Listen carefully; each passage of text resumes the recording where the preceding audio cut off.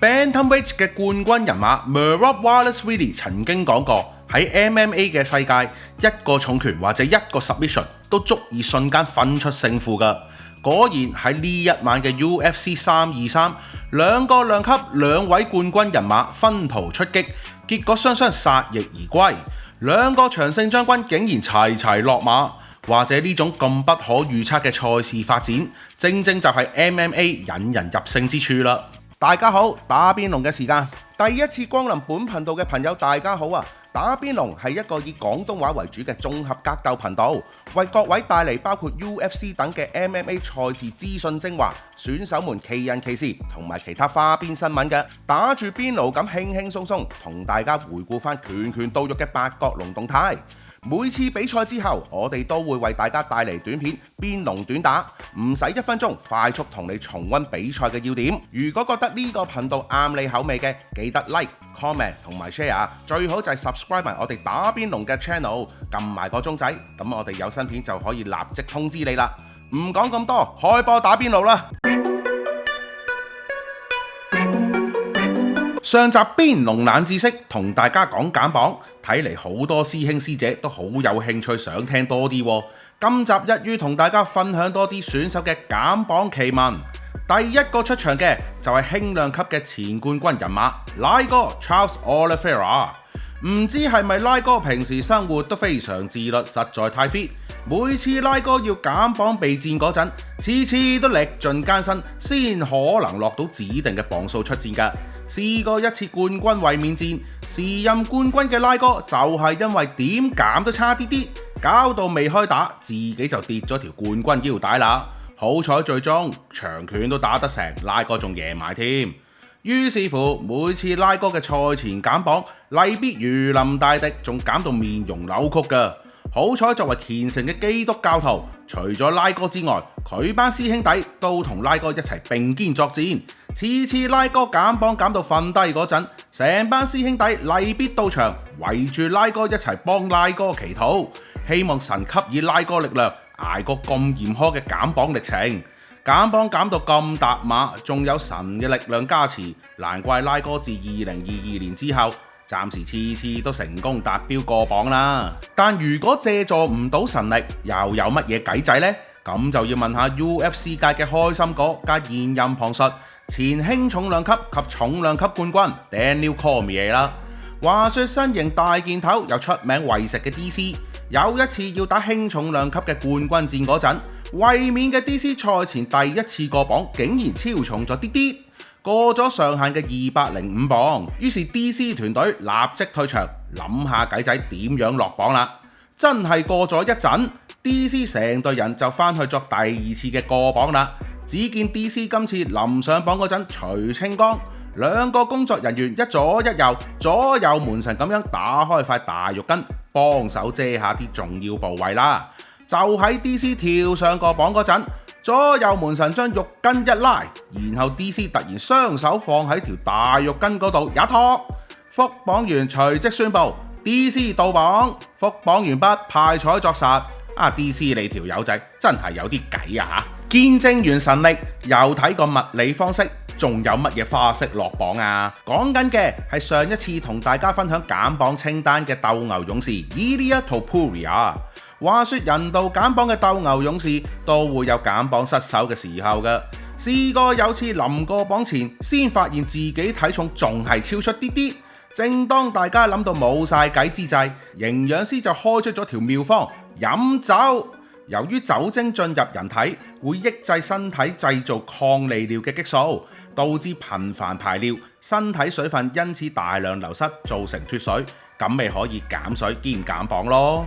於是伊利亞真係聽從專家意見，立即拍咗成支紅酒，最終係就係達標過磅成功。不過個人就飲到揈下揈下，搖搖擺擺，感覺係有啲怪啫。以上3個減磅奇聞，唔知大家又點睇呢？定係各位有啲仲新奇刺激嘅減磅啊、落磅奇聞啊？留言交流下。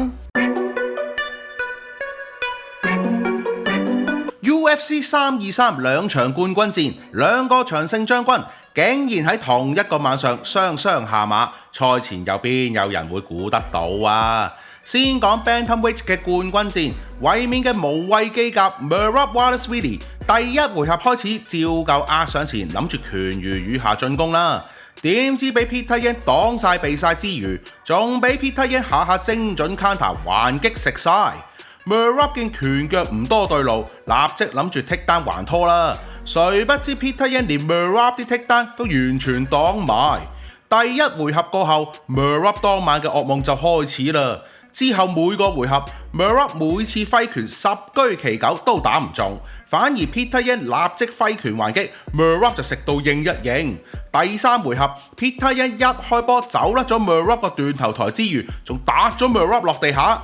雖然及後 Merab 進攻嘅時候試過成個 Petr Yan 舉起咗威過一陣，點知跟手 Merab 就俾人打得慘啦。由第三回合後段開始 ，Petr Yan 就不斷轟出多次 body shot， 右拳右腳又失撞，嘢轟入 Merab 左右肋骨嗰度，痛到 Merab 有幾次縮埋一嚿要避走回下氣啊！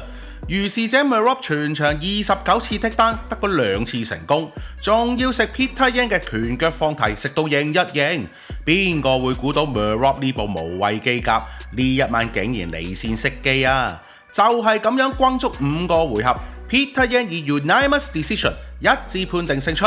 自2021年10月，32歲嘅俄羅斯人再一次登上 Bantamweight 嘅冠軍寶座啦。呢邊廂 Merab 捱足5回合失落冠軍 ，Flyweight 嗰邊就閃電落幕。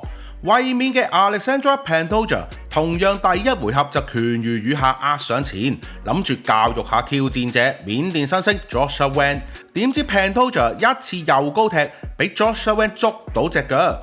Joshua 一嘢推咗 Pantoja 落地下嗰陣 ，Pantoja 失去平衡，揾隻左手一撐，唉，就係咁樣 ，Pantoja 左手手踭立即甩臼，賽事就喺第一回合26秒完場。Joshua Wang 以 TKO 勝出，除咗成為新任型量級冠軍之外，以24歲之齡奪冠嘅 Joshua Wang 仲成為咗 UFC 史上第2最年輕嘅量級冠軍啊！喺呢度都同大家分享下跌落地下嗰陣嘅處理方式。一般人失去平衡嗰陣，下意識都會立即揾隻手撐住地下，諗住揾翻個平衡㗎。其實咁樣做法相當危險㗎，成個人跌落地嗰陣，揾一隻手去支撐整個人嘅重量，隻手承受唔到咁重，分分鐘造成手腕或者手踭骨折，甚至甩臼㗎。有玩開柔道同 grappling， 甚至有滑開雪嘅師兄師姐就最清楚啦。較為安全嘅做法，可以試下柔道常用嘅受身，跌落地嗰陣，成隻前臂拍落地下，希望啲力可以射到落地啦。實際做法請留意 description 嘅連結。當然最實際就係去揾翻啲柔道班啊、柔術班啊上下堂，跟啲專業導師學下嘢啦。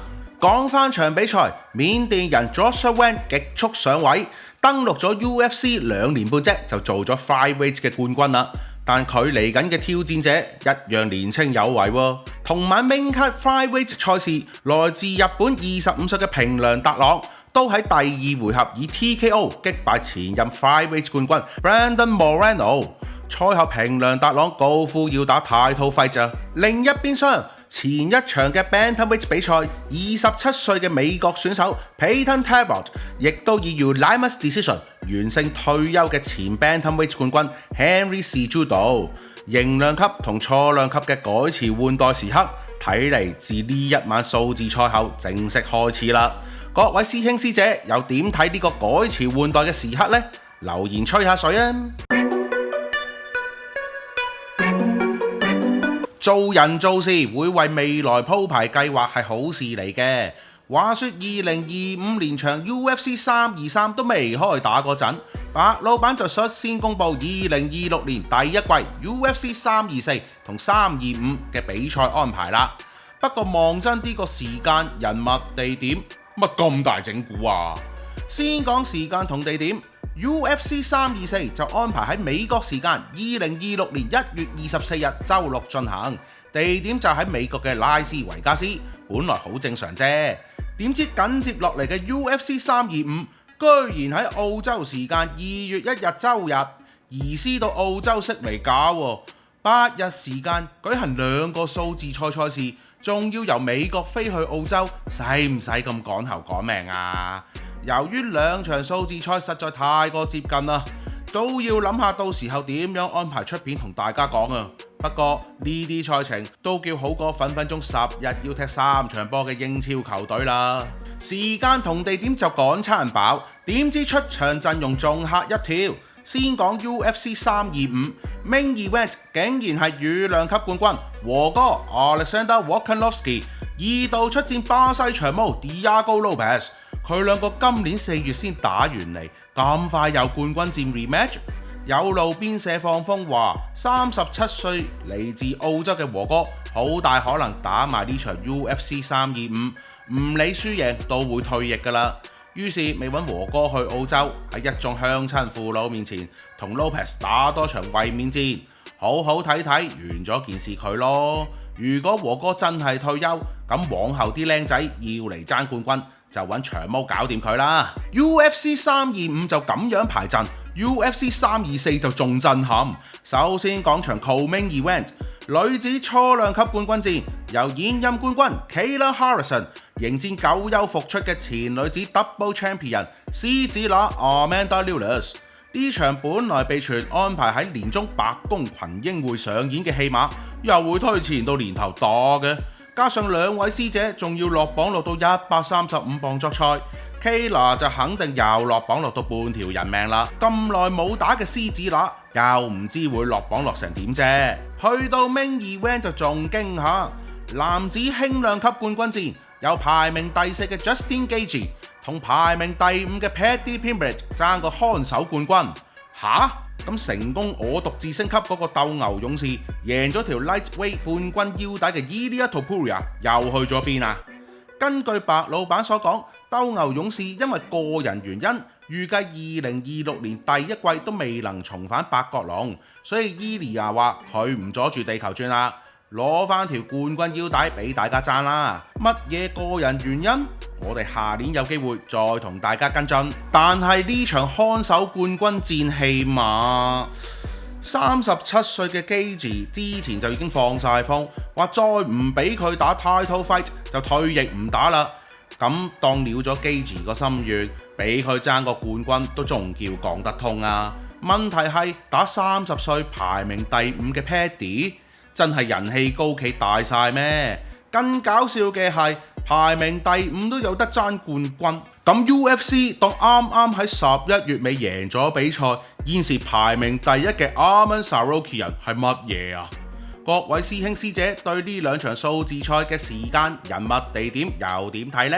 埋嚟留言傾下偈啊！今集嘅打邊爐時間就差唔多啦，多謝各位師兄師姐同我哋一齊打撈打咗咁耐啊！中意呢條片記得幫我哋 like、comment、share， 仲有 subscribe 我哋打邊爐嘅 YouTube channel， 剔埋隔離個鐘仔，咁我哋有新片就可以立即通知到你哋啦。